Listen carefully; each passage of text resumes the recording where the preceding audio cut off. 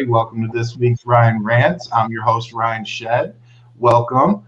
And I have two amazing women here with me to close out Women's History Month, and that is Miss Saadia and Miss Dutchessprim from TikTok. Thank you so much for joining me. How are you guys doing today? Good. How are you? Good. It's not gonna be one of those episodes. We're a little late. Sorry, guys.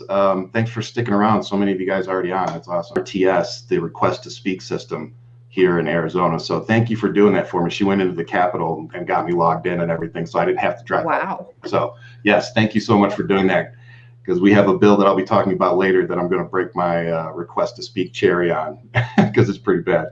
And then before I let you guys introduce yourselves, if you guys already know my sponsor, Big Weird Mom, she's been going through it with her husband, Big Weird Dad, and he's actually headed back into the hospital for like the third or fourth time, unfortunately.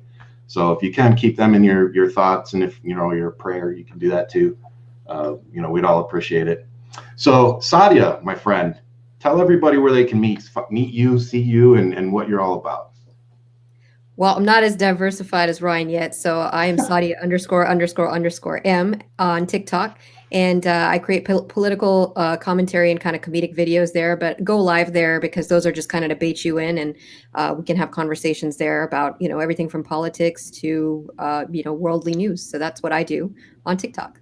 I actually love your lives. Like every time I come in there, even if it's just for like 5 minutes, you're always talking about something meaningful. You're not sitting there like, oh, look at the color of my nail. Like you're talking about something deep, and I always like it. That's why I always jump in there. Okay, Duchess, what about you, my friend? Can you tell everybody where they can find you? Yeah, so I am Dutchessprim, DUTCHESSPRIM on TikTok and Twitter, and on Instagram, Duchess.prim. I also do a lot of political commentary, try to shake things up with some comedy. I actually do a lot of satire that some people don't understand or they take way too seriously. But yeah, it's a lot of fun.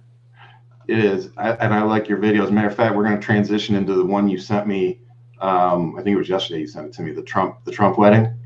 Oh, yes. Yeah, so I'm going to let that play out in case anybody hadn't seen it. And then you can throw in some of your comments. So here, in case you guys missed it, apparently Trump crashed a wedding at Mar-a-Lago. What was this, a couple days ago? Mm-hmm. Yeah, okay. So I'm going to play it for you guys. I turned off the news. I get all these flash reports, and they're telling me about the border. They're telling me about China. They're telling me about Iran. How are we doing with Iran? How do you like that? Well, they were ready to make a deal. They would have done anything. They would have done anything. And this guy goes and drops the sanctions, and then he says, we'd like to negotiate now. We're not dealing with the United States. They don't want to deal with us. And China, the same thing. They never treated us that way, right? You saw what happened a few days ago. It was terrible. And the border's not good. The border is the worst anybody's ever seen it. And what you see now, multiply it times 10, Jim. You would know how to handle it. He's the only one I know that might handle the border tougher than me. But we have to. And the tough is in the most humanitarian way, because that's what it is. What's happening to the kids, they're living in squalor. They are living like nobody has ever seen anybody. There's never been anything like what's happening. And you're going to have hundreds, and you have it now. They have the airplane photos, the shops, and they call them shops. And these things are showing thousands and thousands of people coming up from South America. And it's just, look, it's a disaster. It's a humanitarian disaster from their standpoint, and it's going to destroy the country.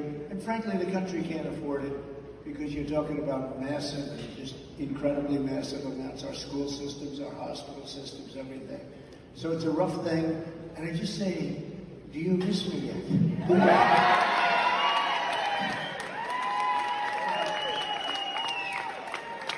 As we were saying, we did get 75 million votes. Nobody's ever got to that. They said, get 66 million votes, sir, and the election's over. Well, I got 75 million, and they said, but you saw what happened. 10:30 in the evening, all of a sudden they said, that's a strange thing. Why are they closing up certain places, right? A lot of things happening right now. Fuck, I'm sorry, I couldn't take anymore. Thanks. He went on, like, at the very end, he said something about the bride and whatever, but sorry, we couldn't get that far in. Like, seriously, that's just insane. That It blows. that was a press conference he held in front of a wedding. He literally crashed a wedding to have a rally. Yeah. Yep, it's the death of a narcissist, because he's so starved for attention that he was like, any mic will do. It's your wedding, just give it to me. Like, Right. he does not care. He's just like holding the secondhand embarrassment. I kind of had like that drunk uncle, and you're just like, oh my God, who let him out of his room? That's what I felt like when I was watching that video. So embarrassing, but also very on brand. Yes. Quite on brand, actually. Okay. Now, since we brought up Trump, it's a good segue into, unfortunately, hate crimes. And sorry, my dog apparently wants to come in. But there was a gentleman named Lee Wong. I don't know if you guys caught this video, but he's a representative. I think it was in Ohio. And I'm going to play it because it's a pretty powerful video, and it really speaks to what's going on now, because this man's been, attacked, mostly verbally, but, still. So let's watch this and talk about it. I'm 69 years old, and I'm going to show you what patriotism, the questions about patriotism looks like.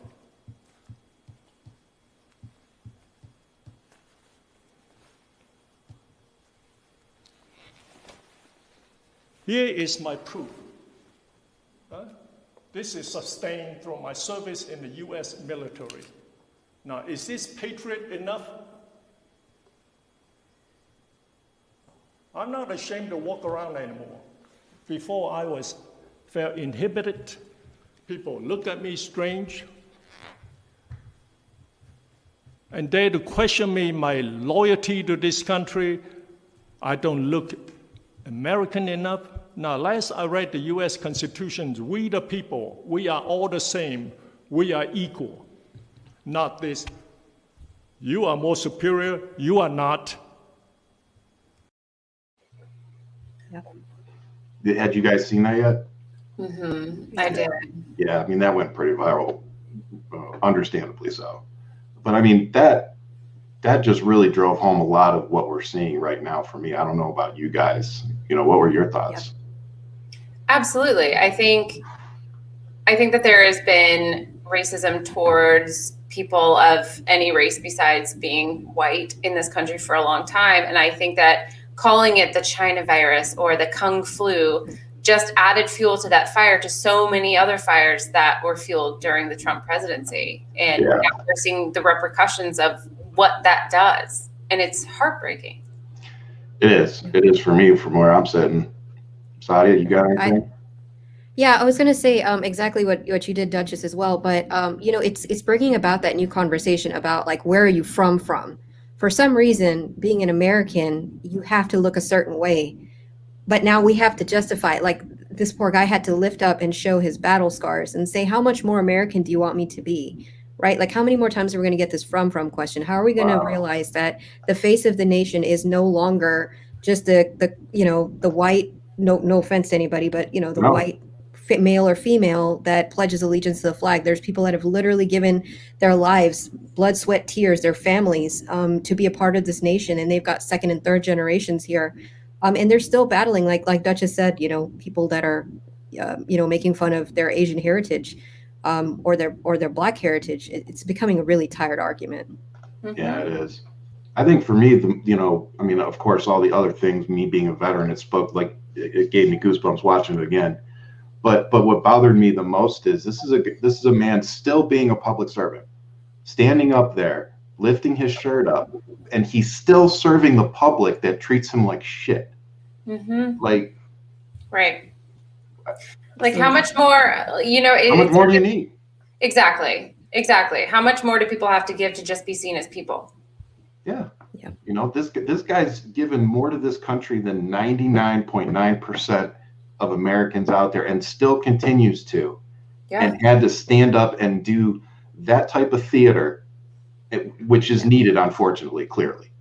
But he felt the need to do that, and that to me was just Then you got people like George Bush, who failed out of flight school. Then you've got Captain Bone Spurs that for some reason have never had to defend the fact that they, skipped their military service, and that and then this man has to do that in front of everybody constantly. It's that privilege again speaking. Mm-hmm. It was really heartbreaking to watch. Absolutely. Absolutely. Yeah. And I'm like you just said, a transition into the next thing, which is the George Floyd case. Today was day 2, right, Duchess? Yes, today was day 2. It was very emotional today, but ended on a really amazing note. Oh, did it? Well, I'm gonna be honest. I've been watching bits that I've seen on Twitter for the most part because I'm struggling with this one a lot. I know we need to talk about it. I know that we need to bring attention to it, but man, I'm struggling with it personally a lot. I think it's really hard to watch, and I have to admit, I watched almost all of the jury selection, and then I started watching it yesterday, and today was the first day where it was an emotional overload for me. It was really hard, and I'm making it a point to watch it. I have it on while I work, so I'm not solely focused on the trial, but I feel like so many people have said this is the trial of the century, and it is. I think that this is going to be such a defining point of the modern history that we are in, and I'm really curious to see how this all plays out, and I'm really nervous that it's not going to play out in the way that we're all hoping it will. But so far, it's looking as though the prosecution has a really strong case, and the defense is kind of grabbing at straws. But we're only hearing from the prosecution's witnesses right now, so the tables could turn at any time. And I think the biggest, sorry, not just like take over the entire. No, take it over. That's why. Go for it. Go. But I feel like the biggest downfall of having all of the witnesses of the prosecution first, and then the witnesses of the defense second, is there leaves time for people to forget what was said and forget the emotion that was behind those experiences. And I think it's really going to be on the prosecution to really close, like the closing argument is going to have to be even more powerful than their opening argument, which was brilliantly done. Yeah. Yep. But like you said, I think one of the things that scares me the most, and I'm going to say scares because it does, it literally scares me, is that if this doesn't go the way that it needs to go for the majority, of people, because I think majority of people are watching this, and majority of the reaction I'm seeing is, holy shit, this guy was clearly murdered. And everybody that was there for the most part says the same thing. So it's like, I don't know. This is killing me. This is killing me. If they don't hold this guy accountable, what we saw in LA, during Rodney King, will be nothing. And I think that I'm not promoting that. Sorry, not promoting that. Yeah.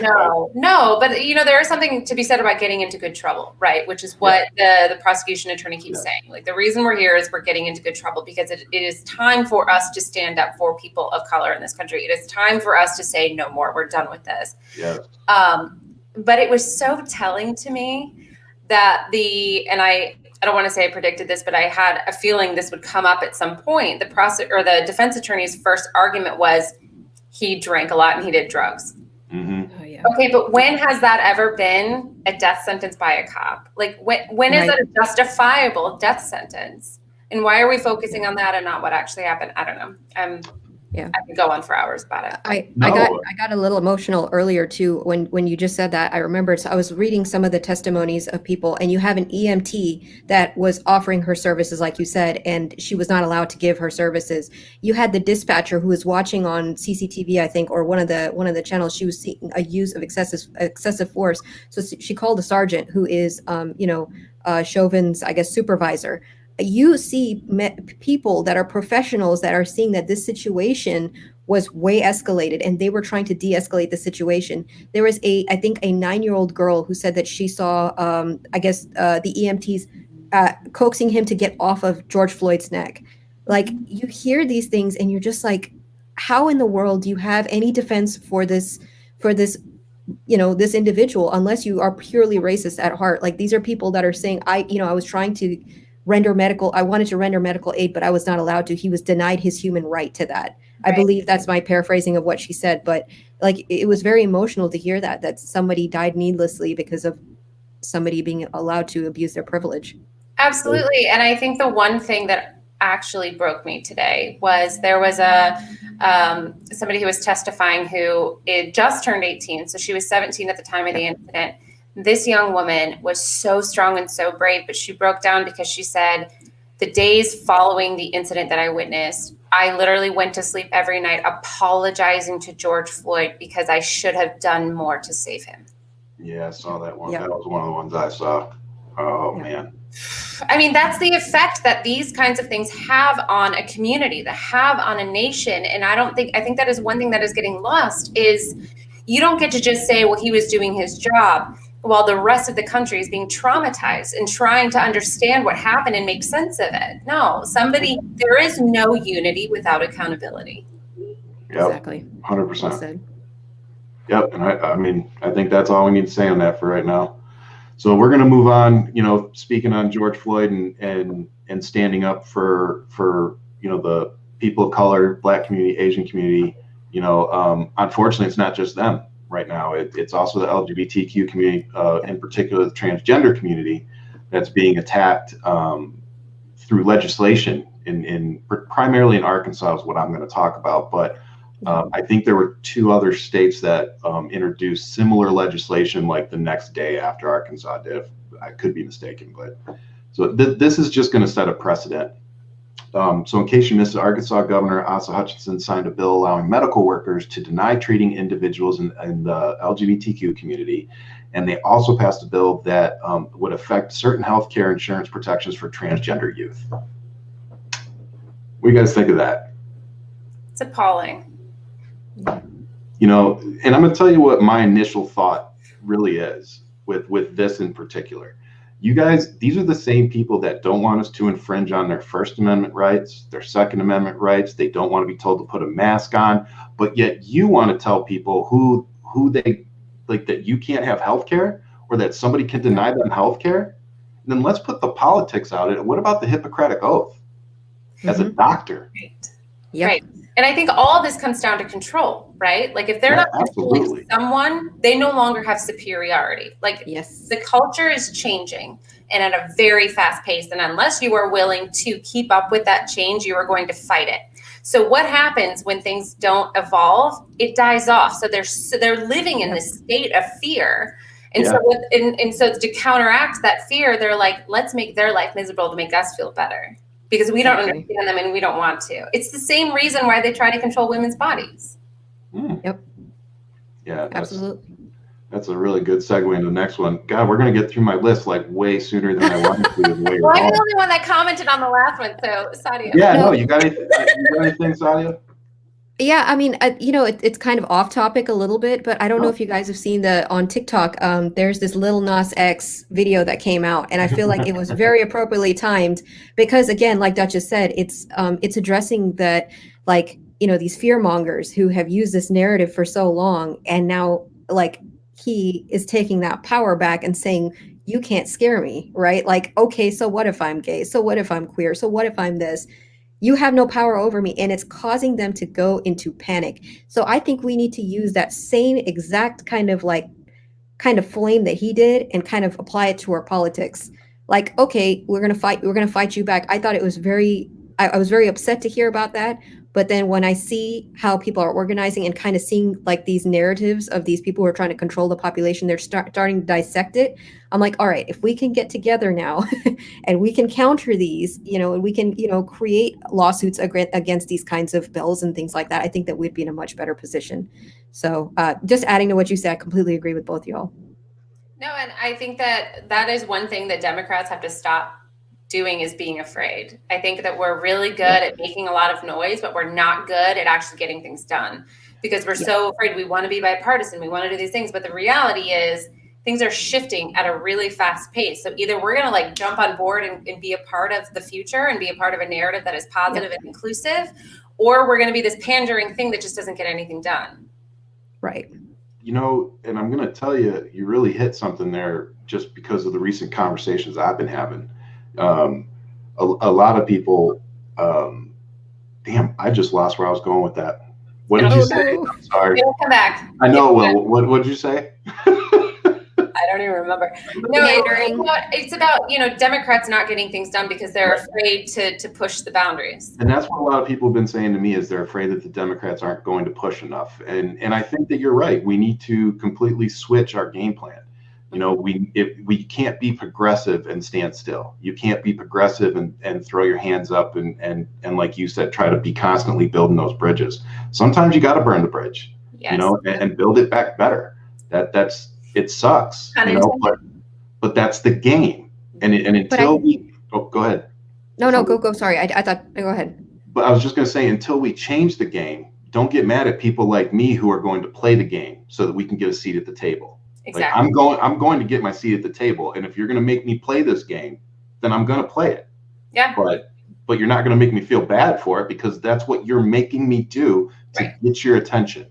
That's what you're making me do to get you involved. Right. You can't change the game until you're in it. Nope.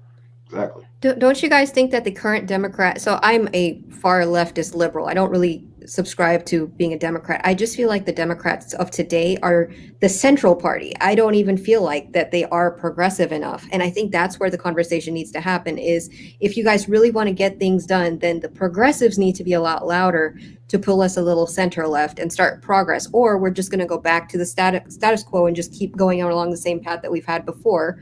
LGBTQ rights are not going to happen by centrists. That's going to happen by people of diverse backgrounds that are going to come with different perspectives that are going to put things into play, like protecting LGBTQ communities from laws these laws being signed where they can't be, get healthcare and stuff like that. That should be a priority, and that won't be done by centrists because they're only worried about just staying the course and keeping everybody happy. That's, as much as I appreciate everybody's political backgrounds, that's my main frustration with Democrats of today.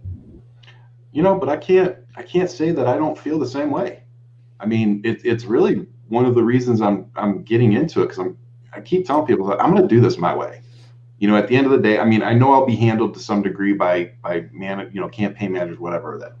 But at the end of the day, I'm going to do this my way because with the history that I've had, and I think we've talked about this on a show together before, Saadia, but with my history that I have, I don't want to hide anything. I can't hide anything from anybody. And I don't want anybody to be able to use anything against me. And I haven't been through anything that majority of Americans don't go through every day. So why not use that, as my platform? But I'm discovering that's what makes me dangerous. When nobody can control me with information against me, then they can't control me. Right. Yep. Yeah. And that scares them. Yeah, and it scares them. It should for all the right reasons. It should. Yep. But that's what we need to do is when they see these people coming down the pipeline that they can't discredit, but through their personal because we're open about it. And that we're going to be progressive because we know you can't attack us. We know you can't. There's nothing you can come and say that I will not lay out there on my own. So exactly, bring it. Now let's talk politics. You want to talk all the personal shit, cool. But now let's talk politics. Right. Absolutely. And once they lose that, once the Ted Cruzes and the Jim Jordans and all those types lose that information that whatever they've got. Somebody has held over their damn heads. But Matt Gaetz is out too now. I don't know if you guys saw right before the show. Matt Gaetz has got a fire under his butt. He's been, I guess he did the bad thing with a 17-year-old or something happened, something bad with a 17-year-old. I don't know the details, but I was like, that would explain why they were saying he's going to resign from Congress and take a job at Newsmax. Yes. Amazing. Am I the only one that thinks he looks like Gumby? And look, let me tell you, I'm not one to be talking about hairlines or anything, but holy shit, his hairline. Perfect angle. Every time I see him, I'm like, what up, Gumby? I'm never going to unsee that. He travels with a hair person. He's got to travel with a hair person. Is it real? Is it alive? Does it have a name? I need to know all of these things about the hair. Oh my goodness. Oh, trafficking. He took a 17-year-old on the road. That's what it was. Sorry, I didn't want to misquote it. That's crazy. Wow. Holy crap. But here's the thing. See, This it's is like all the these difference between cocksuckers that stand up there and say this kind of shit. Oh, this is like why Democrats and liberals are horrible fucking pedophiles and they're trafficking children. No, motherfucker, that's you. It's you. no, because they're the magicians. They're like, look over here while I do this thing. Like, and that's why I had the face I had, and Ryan, you had the face you had of you're like stunned, and I'm like, yeah, that tracks. That makes Well, it's sense. not just Actually, you. let me run that back. Yeah, no, that's Yeah, fine. right, yeah, no, yeah, I that's think it. that's the reason we suck though as progressives, because then I look at Cuomo and I think he should have resigned a month ago. I hold them to the same standard, and that's the problem we have as progressives. I think that we hold everybody accountable, and then we end up like tearing out like our own, if you will. But we do it because it's the right thing to do. But then we'll like, I didn't want to feast on the Matt Gaetz thing because I was like, well, I would like for Cuomo to go too. So can we I just say feast, stop? get hungry. She goes feast. Why not? I don't know if Feast and Matt Gaetz should go in the same No. Were you watching me write the outline or something? Because literally that was the next talking point. I was going to ask you both if you thought Como should resign. Yes. Yes, he should. Both of you guys. Absolutely. Yep. The only reason I was hesitant at first was because I didn't know who would be taking over the cases against Trump if he left. But Okay. now knowing that Interesting. there would be a progressive person that would take those over and not derail trying to hold that Joker accountable. Yeah. I there is no way to, I'm so sick of this. Like, it was a different time. It was a different era. Okay, Yeah, well, no. if you hurt people emotionally or physically, and they're still harboring that 20 years later, obviously it wasn't just the time. That's right. So don't try to just like explain it away and pretend like it wasn't something to you, because it wasn't something to you. Obviously it was something to somebody else. Damn, yep. That's powerful. We all have That parents. was I powerful to this. right there. Yeah, I don't think that your dad ever has. I mean, I won't speak, but for my dad, I've never had somebody be like, your dad, gave me weird hugs all the time, but oh, that was the time. No, there's like a common sense that just kind of like, that just goes through time. And you can't just, it's kind of like when people, blame gun control on people with mental illness. I have hated that since day one. That's just giving people a pass to just, Yes. okay, it's the same But thing for only this. white Don't give people. It's only white people that have mental illness when they shoot up. men. Yeah. Men. Sorry, No. Ryan. Sorry, Ryan, but it's true. It doesn't hurt my feelings when it's true. I will say it. What bothers me, and you guys both know that I suffer from being bipolar, and I don't want anybody to come take my guns because I'm medicated, I'm treated, I'm very responsible now that I know what I'm dealing with. So that, the red flag laws and stuff there, that's touchy for me. I'm not going to lie, but at the same time, I can't dismiss the fact that there have been times where red flag type laws would have prevented mass shootings. Well, and I think beyond that, I think that that's just another grasping at straws. It's like, let's blame it on this one thing, and then let's create all this noise around this one thing instead of saying, why don't we just make it harder or make it as hard to get a gun as it is to get a voter registration card or to get a driver's license or to get a passport? Like, why is it so much easier to get a gun than it is to do anything else in this country? Like, to me, that's the issue. And I'm going to listen to Saadia here because I've been really backing off. I mean, I tweet pretty directly at gun control and stuff, but I want to get elected too, and I live in Arizona. It's still a Republican. Yeah. It's still a Republican area. I don't care what the sheets say. But man, like I said, I have my gun. I carry my gun because I get threats because of what I do now, but I can't ignore what's happening out here just because I like having my gun. Like, right. There are people that lose their kids. My kid could get shot in the grocery store, at the movie theater. My dad did not have to worry about me getting shot in high school. He didn't have to worry about it. You know why he didn't have to? Because it wasn't until Columbine. And that shit happened like my junior, senior year. We couldn't bring backpacks into the school for our finals. I remember that. That's when it all freaking started. this is insane. I don't know what the answer is, but holy shit. Sorry, I know I just went and ranted there. You both are looking at me like, huh? No, it's Ryan Rants for a reason, right? But I think it's a bastardization of the Second Amendment. It's cherry picking what you want, because you can cherry pick the 13th Amendment too. If you ask somebody what the 13th Amendment is, they're probably going to say abolish slavery. But it also talks about indentured servitude and that being used as a punishment if you're convicted of it, right? So you can cherry pick whatever you want. And just a personal story, real quick. Like 2 weeks ago, my brother and sister came into town, and my mom's birthday is this Friday. So we decided to run to the mall to pick something up. We had a really tough time getting in, and it's central Houston. And we couldn't figure out when we got there. We're like, why was it so tough to get in? Half the stores were closed, and it was 4 p.m. So we're like, something happened. So we walked up to one of the booths and we're like, hey, did something happen? And they said somebody was fighting. So we thought, to me, fighting in Houston is like knives and maybe guns. But I was like, if it was guns, wouldn't they have shut the mall down? We went into a store and somebody told us that 15 minutes before we got there, they heard a whole bunch of gun noise down the hallway. And there's videos of people just fleeing and like hiding in the stores. And I'm like, well, shit, are we supposed to be here right now? Like, I'm panicking. Apparently HPD came out saying that there was an unconfirmed gun violence, but there's videos of the gallery, everybody's scrambling. And I'm like, this can't be normal.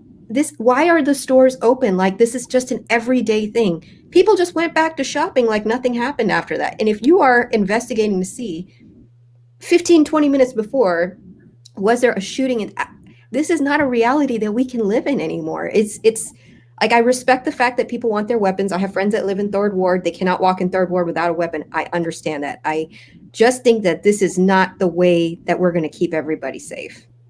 Right. Yeah. No, Yeah, I completely agree. I'm not anti-gun at all. I'm anti people that have no business owning guns. Yeah, and my thing is, if you a lot of the times, and this is just a reality, I don't care what anybody says, but a lot of the times, the same people that have an issue with background checks and legally going through the process to get guns are the people that wouldn't be able to pass said background check and be able to get said gun. They're usually the people that we're trying to keep the guns away from. Yeah. Those are the people that usually push back against this. Well, of course.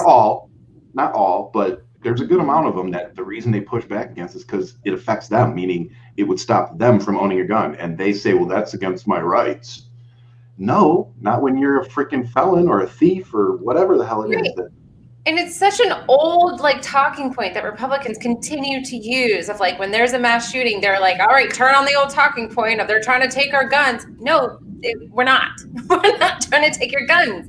We're trying to figure out what the issue is and why this is such a trend in America. Like, you look at any other, well, not any other country, but you look at our surrounding countries. You look at Canada, you look at England, you look at, all these other countries that are outraged and so surprised by, COVID restrictions are being lifted. Guess we're in for an influx of mass shootings in America.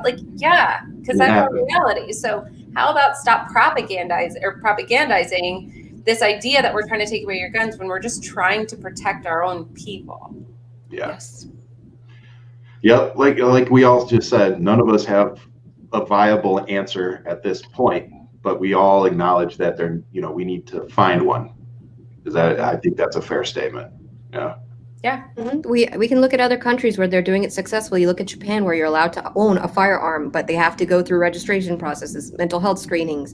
Have to store your ammunition and your gun differently. Like, there's plenty of countries where you're allowed to have handguns and whatever I guess non-magazine guns, multi-magazine. I don't know what they're called. I just forgot what it called. High magazine guns, right? Is that what they?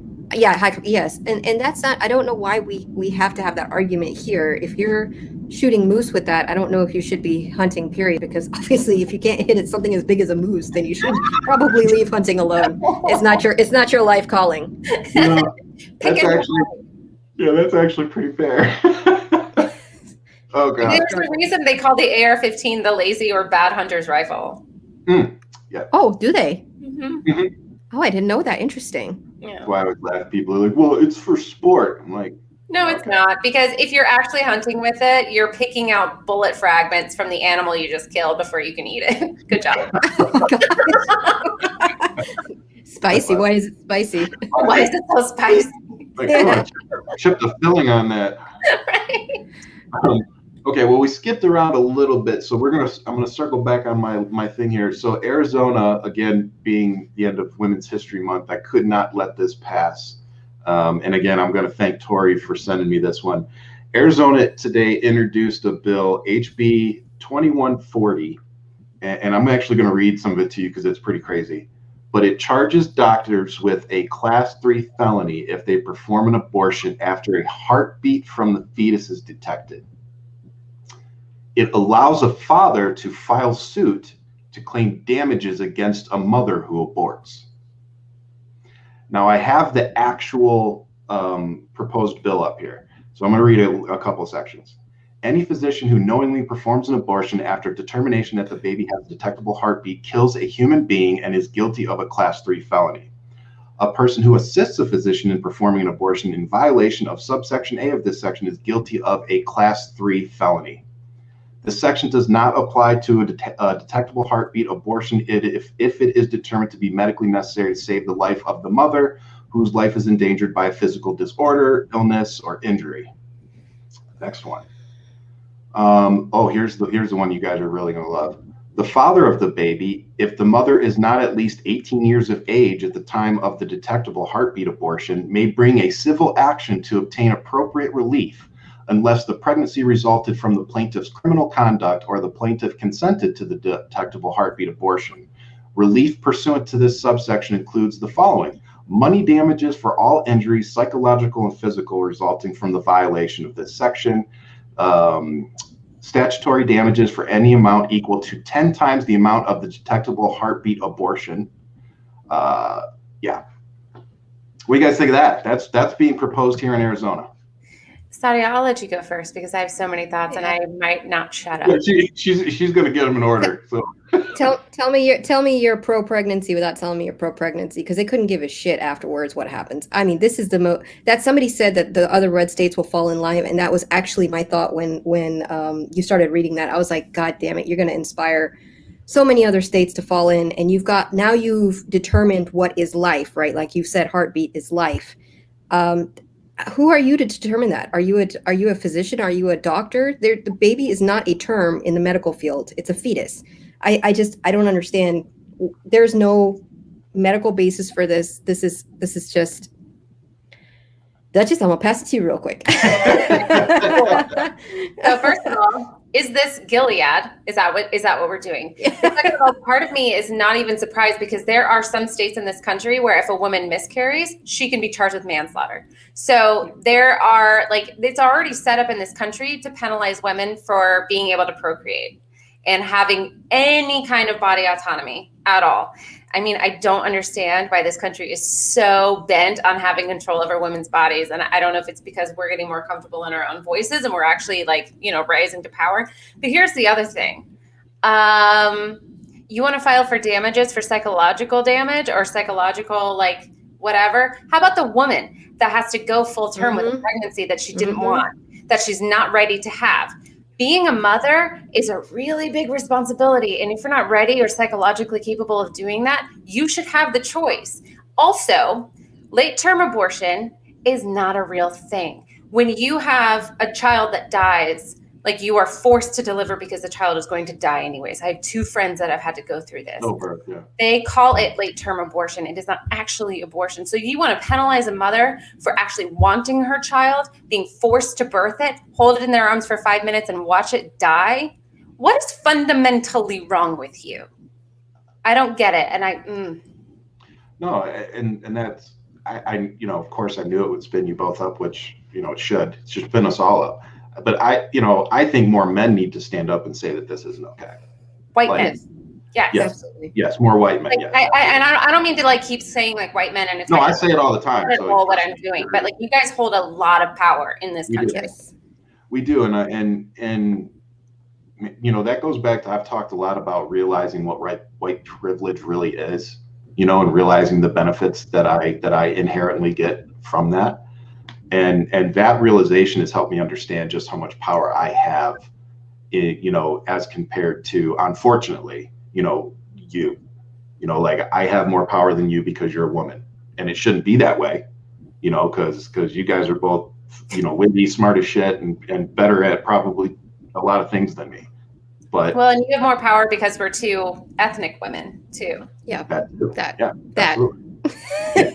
Yeah. That But, piece. That one.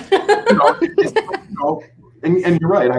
I tell people all the time, I watched my wife in the military have to work twice as hard as the other, as the white guys and stuff to get half as much, and it's, you see that time and time again with women, and transitioning into this is what else is going on in Arizona. It's not just trying to control their bodies, but they're actually trying to control their votes too. Campaign legal was not allowed to speak, even though he had concerns with the bill.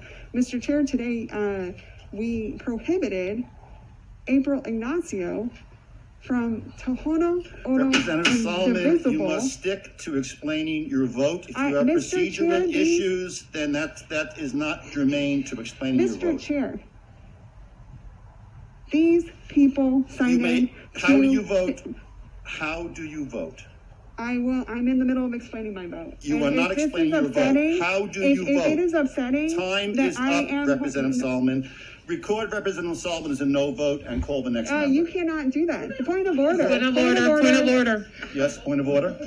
I cannot say for you, you vote yay or I'm not. nay. I'm just saying you're down as not voting because you're not voting. Point of order. If we were Point on of the order. floor and you were to vote for Representative Solomon, I think I remember that to be a crime. That's a felony. Mr. Chair, you committed a felony.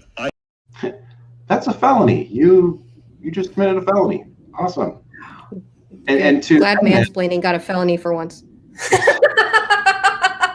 Sorry. Say that again in case I talked over you.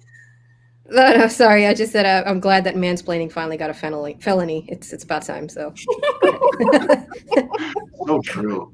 But they didn't. They recorded her as a no vote. Oh, they did. And of course, nobody was penalized for doing that.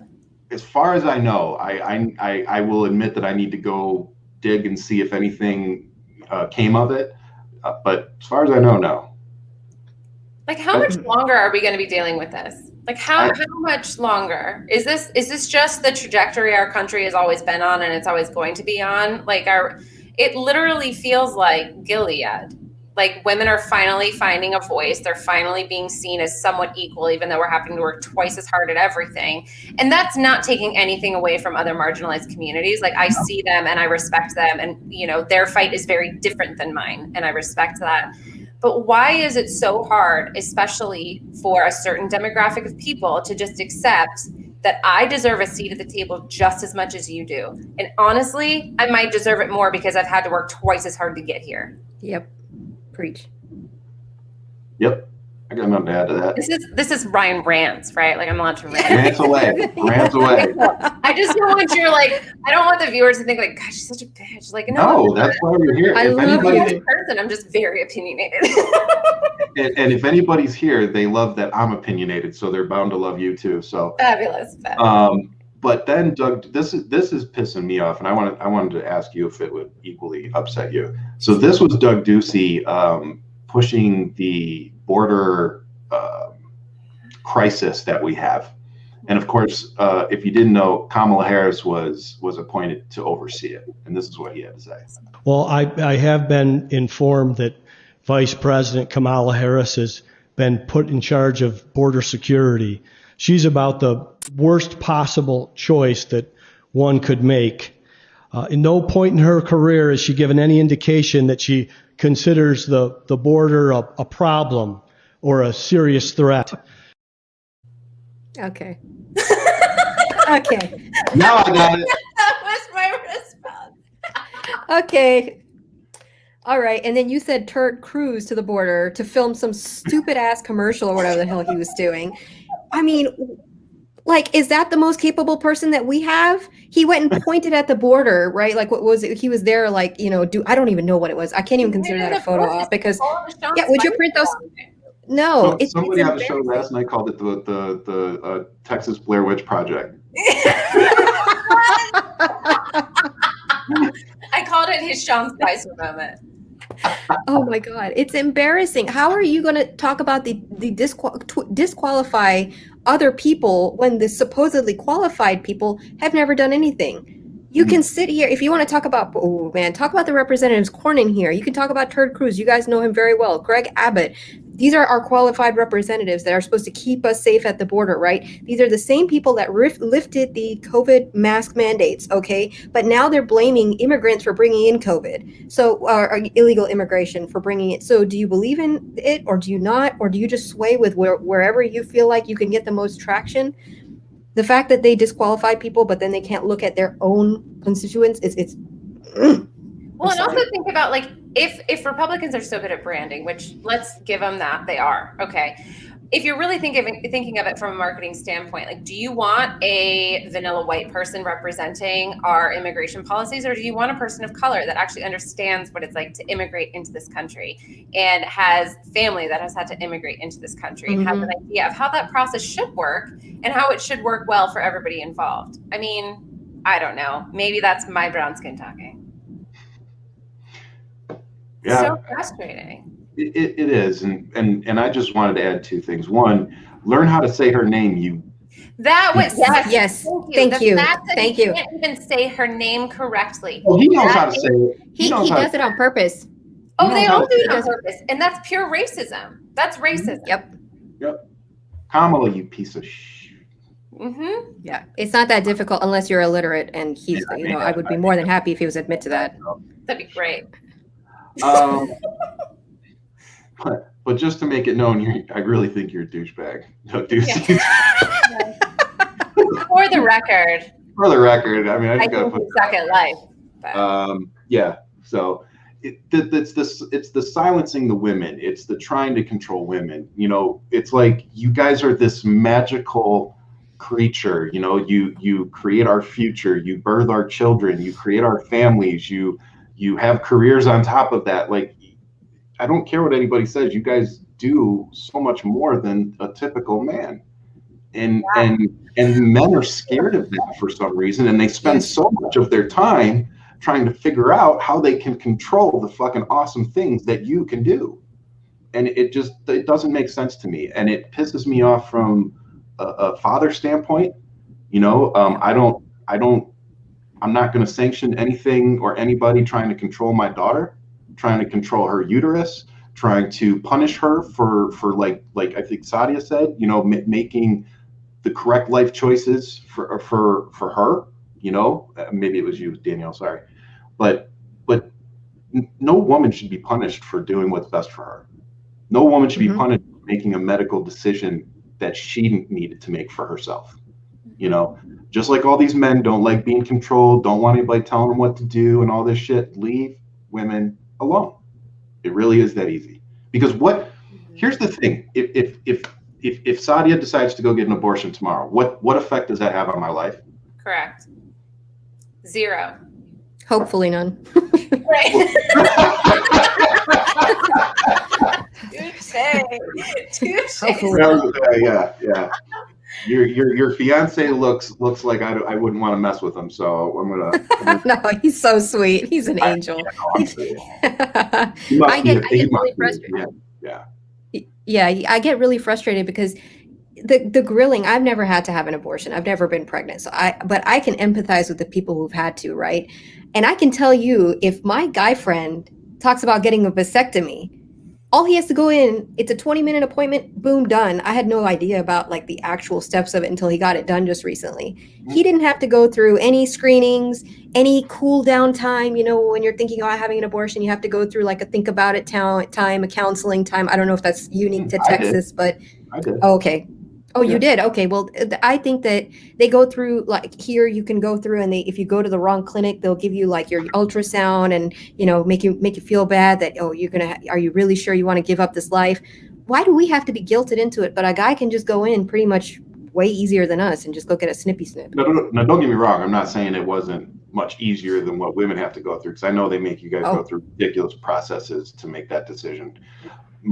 All I had to do is I went to like I think it was a half-hour like briefing, and I got it done when my wife was in the military. So, sorry, that's the dog. But I got it done when my wife was in the military. So it was like a mass briefing with like, it was me and like 30 other guys, and we're just sitting there, and they're giving us a PowerPoint presentation on. So they're gonna cut your ball here, and they're gonna, does this sound fun to you, dude? He's like, oh yeah, my wife, this is how I want to spend my weekend. Huh. But the reality is that it was much easier. It is much easier for men. It was like a group. There was a group. No, we didn't have this. We didn't have the group. No, I know that. I mean, like, I would hope not. That would be some Gilead stuff for sure. On the left. No, I meant like, so the viewing for the video was like with other people. Oh he needs in. She needs in. Sorry. It was like a bunch of us, and we were just sitting there, and they gave us the briefing, and then they literally, as we walked out the door, they're like, okay, you'll be in at 9 a.m., you'll be in at 9:30, you'll be in at 10, you'll be in at 10:30. That's how it Y'all was. are like high-fiving on the way out. Like, Yeah. And then like a group of us would see each other, like we saw each other in the waiting room the next morning. We're like, hey dude, what's going on? Yeah, you 9 a.m. Yeah. 10 a.m. over there. Yeah. Wow. Comes out there like, you okay? Anybody? Are we? Oh, you're good. Okay, cool. All right, I'm next. Nobody walked out of there like that. And they were smart. They walked you in the one side, right? They didn't walk the guys back out in front of you. They took them over by the elevator so that all the people waiting didn't. Because man, you come out of there. Yeah, I'm sure it's not easy. Don't get me wrong. It wasn't bad. Because I watched my wife go through what she went through, I know that what I went through wasn't that bad, but if a man doesn't have that perspective for whatever reason, then, he may complain a little bit more. But like you said, Saadia, it was 20 minutes. They don't even put you to sleep. They just make everything numb. So you're literally like, you can feel them tugging, on it and doing what they're doing, but you're just sitting there like looking up at the ceiling, like, and they're talking to each other like, yeah, snip right there. Yep, nope, right there. Yep, make sure you get that. And you're just sitting there listening to it, and they're like, okay, you're all done. You're like, that was it. Oh man, I think for a woman, you have to go to multiple steps. I've had a girlfriend, this was like a couple of years ago, who had to do it. And it's such a personalized experience. Like, it's not like you watch a video all together or something like that. She felt targeted. Like, she was like, I feel bad for having to do this. And I'm just like, that's, I think, and I'm hearing your experience, and it's like, okay, it's you got to think about it, but at the same time, it's not like somebody's guilt tripping you like before you make this decision. And I feel like that's the difference. Huge difference. And not only that, I will say this, that my wife had to sign off on it. They wouldn't do it unless she signed off on it. Interesting. So, there was that. And maybe it was because it was in the military that it was done different. Maybe if it had been done in the civilian sector, maybe it would have been more like your friend's experience. But yeah, they wouldn't do it. And they asked us how many kids we had, made us verify that we didn't want any more and why. And then at the end made her sign off saying that she was fine with no more kids and fine with proceeding with the procedure. So somebody said she didn't have to sign off. No. In the chat. Really? Yeah. And I've had an abortion. Oh, have you? I have. I made a bunch of videos about this on TikTok a while ago, so I don't feel like, oh no, this is brand new news. Like, okay, what happened? It was in my 20s. It was a long time ago. But I won't go into great detail. But it was a much different experience than that. Yes. So I did it medicinally because I was brought up very religious and thought that if I ever had to make this choice for myself, I needed to suffer. And the medicinal way is you're sent home. Well, you're like brought into this room and you're given the ultrasound, and they're like, do you want a picture of the fetus? Do you want to see it? Oh, do you want to see it? And like all this shit. And I was like, no, and the whole time the father was like, I'm not going anywhere near that. I'm not going with you. I don't want my name associated with that. It's going to ruin my career. I won't even take you. I was like, well, I can't drive myself home. He's like, well, if you do it medicinally, you can just take it home. I was like, okay, cool. He's like, if you have this, I'll deny it's mine forever. It's like, cool. So I went by myself at the age of like 23 into this Planned Parenthood because I had no insurance and because I was performing then, and they were like trying to guilt me into this. And literally I was like, no, I need to do this. I need to do it now. I need to do it now. And this woman was like, she literally grabbed my hand and she's like, are you being pressured into this? I said, no, but I don't want to have a child with this person who obviously wants nothing to do with my life. And so I went home, did all the pills, and it is the most excruciating pain I've ever been in for a solid 8 hours of my life. Like, literally felt like somebody was ripping like the insides of my body out. It was horrible. And it was just me and my puppy, because I had a puppy. And I'm sitting there watching Dexter, just hoping I don't die. And then that might not have been the best choice. That's some sadistic shit right there. I've never put those two together until right now. I was like, maybe that wasn't. But you know, women in true crime don't get. How did you end up making me laugh telling me an abortion story? How the fuck did you do that? It's what I do. She's the Duchess. Oh my god. Oh my god. But yeah, like I mean, at the time I was horribly embarrassed by my decision, thinking like maybe this is the last time I would ever be able to have a kid. And now I'm approaching 35, but I know at that time in my life, it was the best decision for me. It was the best decision for that fetus. I don't consider that fetus a human. I mean, it's like buying a table from IKEA. You get a box of all the parts, but it's not a table until you put all the parts together, right? Yeah. And so for me, it was the right choice, but it is a very isolating, very vulnerable, very exposing process for any woman. And I can't imagine a younger woman. I mean, I didn't even tell my sister, who was my absolute best friend, until last year, because I was so being on TikTok and having like the following that I have, I felt like there are a lot of people that also have been through this, and I need to stop holding on to this story only for me. Like, I felt like that was really selfish. And instead I was like, I've been through this too. Like, you're not alone. We've all been through very traumatic things in one way or another. And the only way that things are going to get better is if we start being honest about our experiences and validating each other in our pain. But yeah, I watched Dexter while I had a medicinal abortion. You have to go back to that. You are so strong, and I'm so sorry you had to go through that by yourself. But thank you for being able to open up about that, because I know some people that, like you said, it was a very isolating experience, and when they went through it, they expressed the same thing. And I don't think I know anybody that went through the medicinal or watched Dexter during it, but I think it was probably like, a very impactful moment in their life. So thanks for sharing that with like everybody. Yeah. And it's not a story that I share out of a motivation to like clout seek or anything like that, but it is, of course, there is power in, when you get to a place in your life where you feel like you can share a vulnerable story, there is power in being able to share that story. If you were to ask me 10 years ago, if I were to be able to share that story, I would burst into tears, not out of guilt, but out of shame. And so, yeah, it's taken a long time, but yeah, that's my story. I want to say one thing, and I get really upset when people call folks like you and me clout chasers for sharing our personal stories. Because like Saadia said, that story you just shared, that's not easy to do. I don't care how many times you've done it or whatever, opening your soul up like that to people, whether it be a camera or in person, that's hard to do, and so I think any attention you get or so-called clout you get because of it it's deserved. You're bringing attention to an issue that needs attention brought to it. And as a man, hearing what you just said, I'm going to tell you what I thought as you were wrapping it up. As you were wrapping up your story, I thought we need to do better so that women don't feel as alone as you just described to me. Like, that was the hardest part, honestly. Like, the pain is one thing that lasts a day. Yeah. But I can honestly say I've never felt more alone in my life than I did in that 24 hours.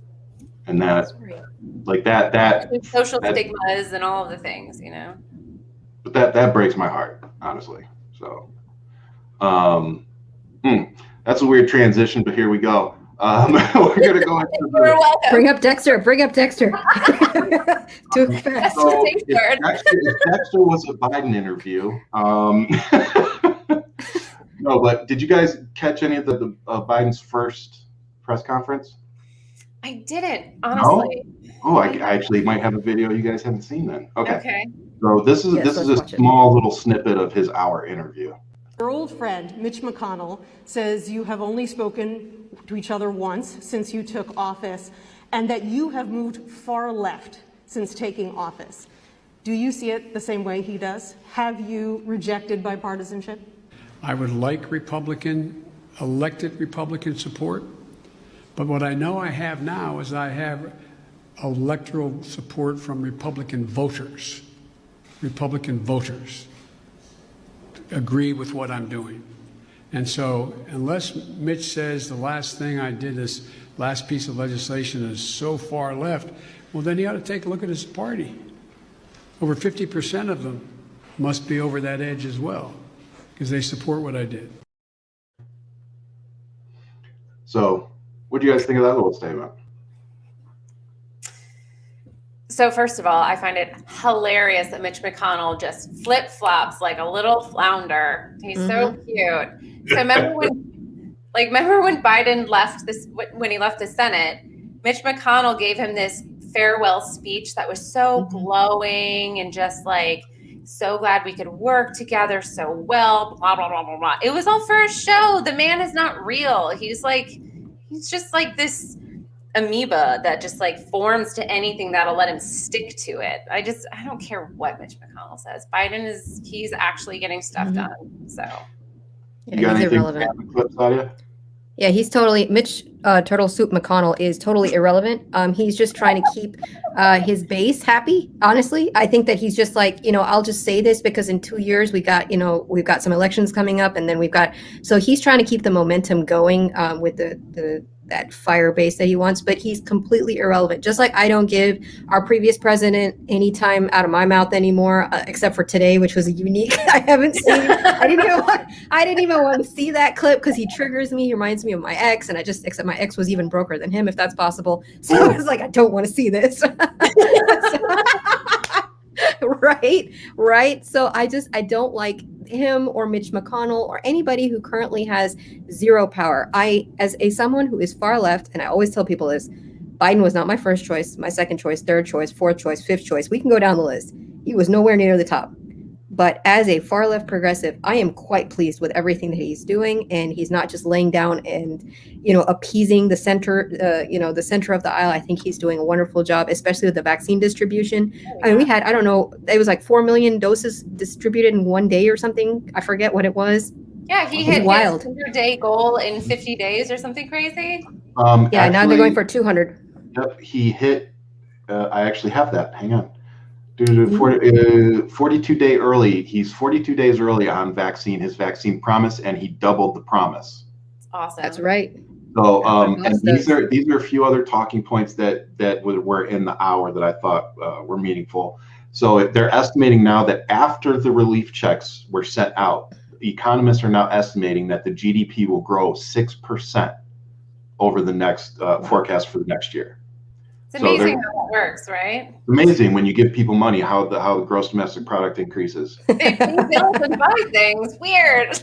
Yep. Then you can collect taxes. So strange. So I know. And then he actually went into quite a bit of detail about the border crossings. Everybody, the right's been hammering him, saying the border crossing been increasing, and he was like, actually, under Donald Trump, they increased 31% at the same time of the year, and he actually explained why it went up. He goes, because it's cooler, it's easier for them to cross right now. That's why they're crossing, around this time frame, December, January, whatever. And he went into good detail about it. Like when he got done, I was like, I wanted to be like, yeah, wiggle out of that one. You guys got anything else? Wasn't the last caravan during an election year in the winter? Wasn't it the same timing? I don't know if that's right, but that's somehow connected. It feels like it. Yeah, it feels like. I don't know. I could be wrong. Somebody tell me I'm wrong. I'm fine with it. Did you guys? There was that photo op. Did you guys see? And I think it was totally staged. I think Abe did a piece on this, but there were all these people. It was a caravan. This was pretty recent. I would say in the last 2 or 3 months, and they had President Biden let us in T-shirts. All of them were wearing it. Did anybody see that where they were kneeled down at the border? And I didn't. What'd you think? I saw something similar to that, and I know that a lot of people are saying that the immigrants are getting in and they're are thinking that they can come in now because Biden is president. I just think that it's theater, honestly. I think that maybe there was 1 or 2 people that were wearing Biden shirts, and they're like, "Oh, see, we can point the finger at him," instead of pointing it at the guy who was literally in office few weeks ago for 4 years. I completely destroyed it. But where did they get all those shirts? They're immigrants with like barely food. I'm like, did they have a post office box that they picked up the order from? Like, yeah, it just seemed totally staged to fit the rights narrative, and you can't even see their faces because they're all bent down in like a prayer pose. Abe did the video on this. That somebody just said. Kimberly just said that. Thank you, but you guys should take a look at that because it's very interesting. They are trying to pose this to be a certain way. Even when I saw the picture the first time, I was like, I want matching shirts. Those look crisp, like, you know. But they've got it more organized than I do, and these guys are running from poverty. How did they do that? Like, it doesn't make sense. So I think that's a point that we all need to pay attention to. Like, they're being fed resources from somewhere. Yeah, absolutely. They have to be. But that was you guys both just brought up the point that I wanted to before we move on to the last subject. So Biden, at the time of that press conference, Biden had been in for 65 days. And I think today may be his 70th day, I think. Might be. Either way, he's been in for just over 2 months. And I think you had said it just a second ago, Saadia. They are blaming him for all of this stuff that, like, you can directly point to the previous administration and say, no, that was because of that. Mm-hmm. Like, what sense does this make? How does this make sense in their minds? I don't get it.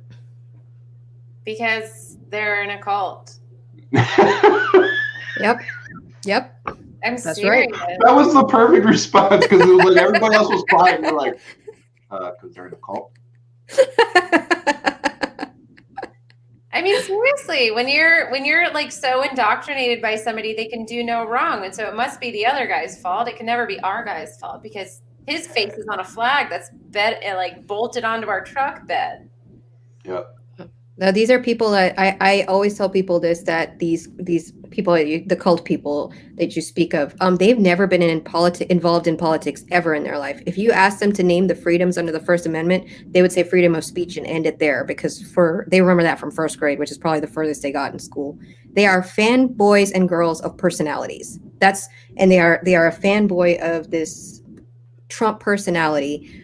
So whatever he says does go. Logic, that's why people are like, how do we have a conversation with these people? You don't, because you can't tell somebody that wrestling is fake if they have been told that it's real and they think it's real. That's exactly what's happening here. You're not going to win this conversation, and you will never be able to speak facts with them because they've created an alternate reality. I mean, they have alternative facts. Like that was never a thing when we spoke normal English, and now that's like something that people use in their daily language. Yeah. So, I don't know. They are exactly like you said, Duchess. They're in a cult. And yeah. Yep. All right. So moving on from the cultists, I have one cool question I'll ask you at the end, but I actually wanted to ask you guys a question about my daughter. And I wanted to talk just real quick about something. She's 7. And the last 2 years we've homeschooled her. We were moving around a little bit. So, we hadn't settled down here in Tucson yet. So she doesn't have many friends. And I have this building fear inside of me of letting her out into the world right now. Like, and I'm worried that I'm going to shelter her too much, but at the same time, the video that I posted on TikTok this morning was of a woman walking down the street, from a subway or whatever in New York with this dude. Like, if he was following me, talking to me like that, I would have been intimidated. And she's filming herself, like, trying to tell this guy, like, I'm not interested. Yeah. I'm trying to be nice. Leave me alone. And those are the things that I play in my head, like, that I'm trying to protect my daughter from, and talking to another friend of mine, she's like, yeah, I was raped at 11. There's somebody in my family who was raped by her dad's friend from the time she was 8 until 18. And nobody in our family said anything. She thought it was her fault. Until she was in her 40s, and somebody finally acknowledged it and said, yeah, we all knew something and we should have said something, but we didn't, because that's not how it was back then. Right. So it's like, I don't trust anybody with my kids. Yeah. Not right now. She's 7. When she's a little older, she can come talk to me and I can, stuff like that. But right now, I'm so worried about somebody taking advantage of her. But I feel like she's going to be too naive at the same time. So what would your advice be to a crazy father like me who's struggling with this? So, as somebody who was raised with two parents that kept me in a bubble, I mean, I had a 9 o'clock curfew even at the age of 25. I wasn't allowed to go out very much. I was not ever allowed to spend the night at anybody else's house. The first time, I mean, super protected, right? Like, I wasn't even allowed to have guy friends. It was wild, right? And in my mind, I was like, the first relationship I get in, I have to marry this person, right? So your mind starts warping when you're overprotected. So my first shock was when I went to UT. I left school here because Houston Baptist University was trying to nail me to the cross. So I decided I was going to go someplace else. I went to UT Austin. And the shock of my life was getting there and seeing what nightlife was and seeing how people are and what a drunk person is, and realizing too late when a guy is going beyond his borders, because you don't know that can actually happen. I married somebody that was physically, emotionally, verbally abusive to me because I thought all those things, these kinds of things, I'm not abused. This is not real, right? I was overprotected to the point where I was too naive for a very long portion of my life. And, like I said, I was about to be a hashtag, right? Like I almost lost my life literally one night to this person. And I will tell you that I understand that you want to protect your daughter, but definitely, like Amanda said, let her fly a little bit. She has to know and be prepared for these situations now versus when she's 20 something and she's created a Disney World in her head. We don't live in Disney World. Yeah, and I would piggyback off of that by saying, have the tough conversations with her now in a way that she can understand. Teach her how to know when, how do I explain this? Give her the tools that she needs to stand up for herself, speak her mind, and understand where the boundaries are and should be in social settings, and be able to speak out. I think that is one of the hardest things. I grew up in a sheltered world, but not to that extent that you did. But I think what was hard for me was not having found my voice until my 30s, and always feeling like, kind of falling into that nice girl syndrome of, I'm just supposed to be the nice one. And, everybody, I'm the peacekeeper, instead of, I think the video that you posted was really powerful, because that woman, even though she was in a really horrible situation, she never stopped telling him no, ever. Yep. Like, she was like, we are not doing this. Yep. No, you can't have my phone number. No, I don't want to keep talking to you. Like, no. But like, how many young women would say, fine, let me give you my phone number, just get off my back. And then they would stop walking. Stop walking don't stop walking. Don't stop walking. But also don't teach her to be a victim. Teach her to be an advocate for herself in creating this level of critical thinking of saying, if you feel uncomfortable, you are allowed to stand up for yourself in these ways. These are how you can protect yourself. These are how you can protect other people. This is how you should, this is what a healthy relationship between two people is in all the different platforms. And I don't envy you for 1 minute, because a young girl, young women are, speaking from when I was young, we're very aware, we're hyper thinkers, we're very intuitive, but also very visual, like always taking in the surroundings around us, because it's been told that we need to constantly have our head on a swivel. Yep. But if you're the kind of dad that says, here are the ways in which you can put up boundaries with other people, healthy boundaries, and if people don't respect those boundaries, you have to do X, Y, or Z to protect yourself. Yep. Yeah. Somebody said martial arts. I agree with that. I actually been thinking about that, not just for her, but honestly for me too. You should. Yeah, and all joking aside, not just for the physicality and the fitness of it, but just with everything going on, I figured it wouldn't hurt to learn how to throat punch somebody. It's really not hard to take someone down. You're right. If I got into a fight, I think I could hold my own, but I wouldn't mind learning a few. You got another pressure point. Yeah, you take Krav. Like, I'm not a big fan of Israel, so I'll just keep my politics to myself on that. But I learned they have a Israeli art which is called Krav Maga, which is like a combination of it, and it's easy to pick up, and it's really based on your reflexes, and you can be 100 pounds, 120 pounds, even lighter than that, and you can utilize portions of your body. And I'll tell you, I felt a lot more comfortable being out by myself once I started taking that.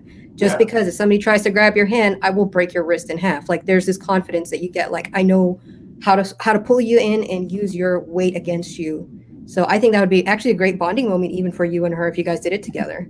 Yeah, I like that. And I think that there's also something like protect her naive mind in a space where she can still be naive because she is protected by you, and kind of let that form into don't let her become a victim or have this like mindset of like somebody's always out to get me. Like I think about, I don't know if I told you guys, I posted about this, but I woke up to a man trying to get into my back door the other day, but he was just very confused and it was alarming. It was all the things, but I was able to, in that moment, say, he's not being violent. Let's take everything down. What does he need? I need him out of my house. 3 cops are in my house. I'm actually more uncomfortable with 3 cops in my house and this dude that doesn't even know how he ended up sleeping on my back porch. But it was because I'm 34 and I've had some life experience. But it's figuring out what are your boundaries and how do you exercise that story freaked that when I saw that story, I was like, holy shit, imagine waking up and some dude's just like on your back porch just chilling. He slept there. He rearranged all my furniture. That was the biggest pain in the ass. Oh, he made himself comfortable. He made himself real comfortable. And I went out there and there was a dime on the table. I'm like, you left me a tip? What an insulting tip too. To put it back here. That's to put it back. And I gave him a shirt. The poor thing had no shirt, no shoes. I offered him coffee. He said no. On his way out, he's like, I'm so sorry. I must have scared you half to death. I'm like, you did. Get out. Here's a shirt. Bye. Like, yeah, you did scare me. Thank you. Yeah. That's where you got me in the story, by the way, where I almost spit my drink out. Was like, so, I didn't know what to do. So I offered him coffee. I was like, what? I don't know. I was like, it's 7:00 in the morning. This is what I do at 7:00 in the morning. You guys are here. Do you want it? And then the coffee was like, well, I already had a cup, but I'll take some breakfast. I was like, get out. Wow. I apologize for most men. He was much older than you and much dumber, so you're fine.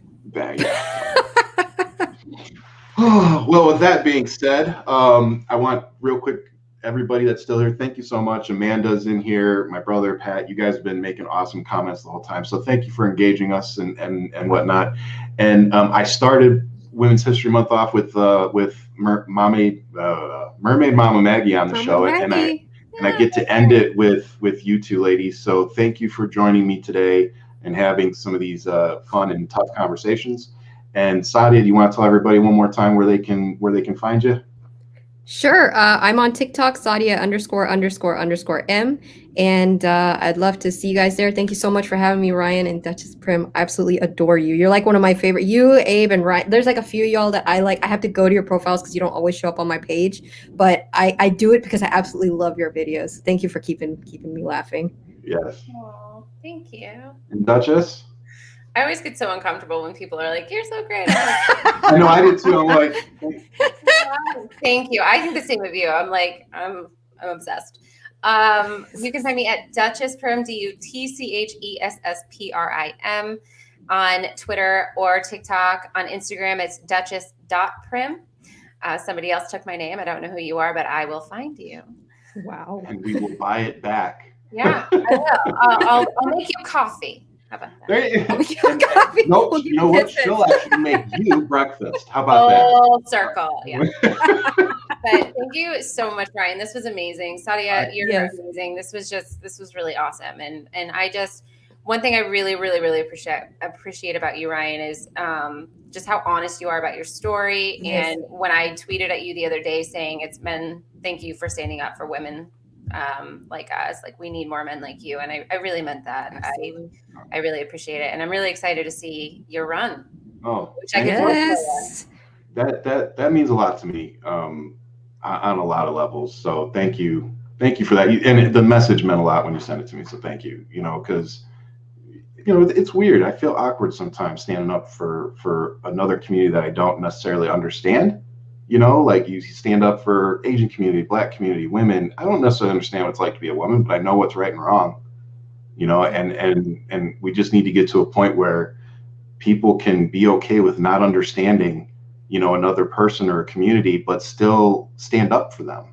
Like, I don't need to understand you or what you go through to know that this is wrong or how you should be treated. And I hope that we can get there sooner rather than later. Because like you both said, and like I said in the beginning of the show, you both are, amazing women that I follow, because not only are you funny, but, you have an intelligence, salted into everything you do that really keeps me engaged, so I go to you guys when I need a laugh, especially Saadia's, because she's always, she always lays everything out in a perfect way that it makes me laugh. And then at the end, she's like, and you're stupid. And, the pointing blows my mind. I'm like, I don't get how she does it. Oh, I had to retire the pointing for a bit because people were complaining on Instagram. They're like, I can't read the points. It's too fast. I'm like, geez, guys. So now I'm trying to mix in others with the pointing so that they can catch up. But yeah, I'm not going to tell that other stuff. Okay, guys, I'm going to sign off. Thank you again for being on here. If you don't, please subscribe to all my YouTube channels. I will be back with Nikki on Monday at our normal time, which is 3 o'clock Mountain Standard Time, 6 o'clock Eastern. Sorry, this time zone thing. 5 o'clock Central. Yeah. Yeah, 5 o'clock Central. So join us there. And as always, much love and keep fighting.